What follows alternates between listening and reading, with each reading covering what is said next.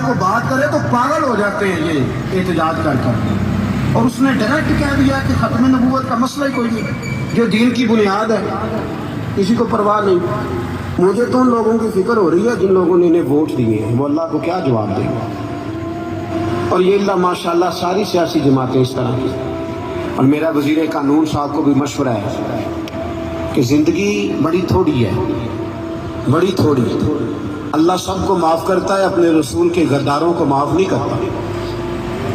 اور یہاں تمہاری گاڑیوں پہ جھنڈے لگے ہوئے ہیں، وہاں بھی تمہارے جھنڈے لگیں گے، پر اس لیے لگیں گے کہ یہ غدار ہے ناموس رسالت. یہ جھنڈے لگیں گے. شرم کرو اور ڈر جاؤ، بس کر دو. تمہارے منہ میں اب دانت پورے نہیں رہے.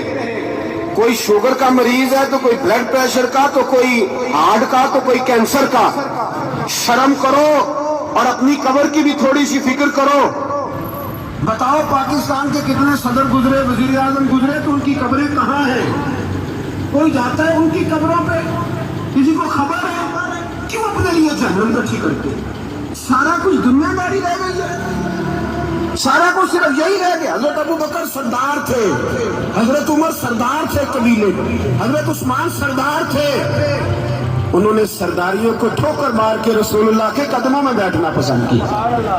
سرداریاں چھوڑ کے غلام بن گئے. تم سرداریاں بچانے کے لیے رسول اللہ کی غداری کرتے ہو، شرم نہیں آتی؟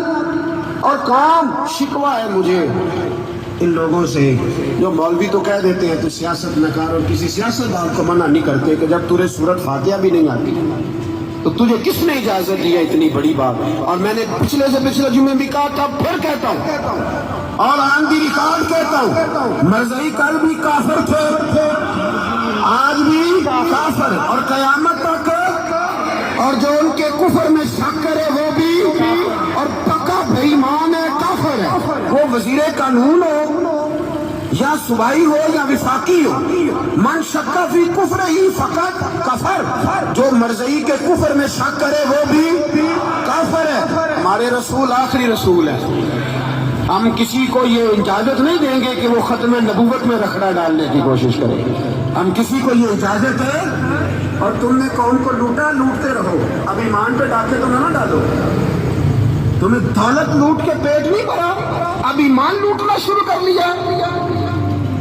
تمہارا فیکٹریاں لوٹ کر، قومی خزانہ لوٹ کر پیٹ نہیں بھرا. بھائی مانو اب دین بیچ کر اپنی حکومتیں پکی کرو گے. اور وہ لوگ بھی تیار ہو جائیں جو ان بے ایمانوں کو منتخب کرتے ہیں، ان سے بھی سوال کرے گا ختم نبوت کا موضوع قیامت کے دن.